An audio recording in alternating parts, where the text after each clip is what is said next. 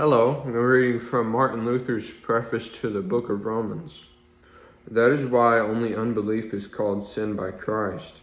As he says in John chapter 16, the Spirit will punish the world because of sin, because it does not believe in me.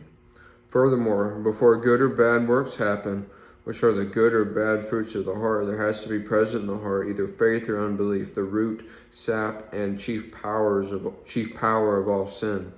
That is why in the scriptures, unbelief is called the head of the serpent and the ancient dragon, which the offspring of the woman, i.e. Christ, must crush, as was promised to Adam.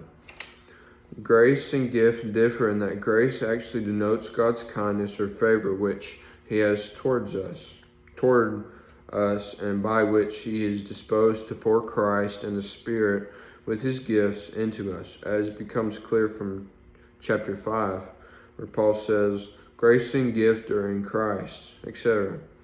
The gifts and the Spirit increase daily in us, yet they are not complete, since evil desires and sins remain in us which war against the Spirit, as Paul says in chapter 7, and in Galatians chapter 5, and Genesis chapter 3.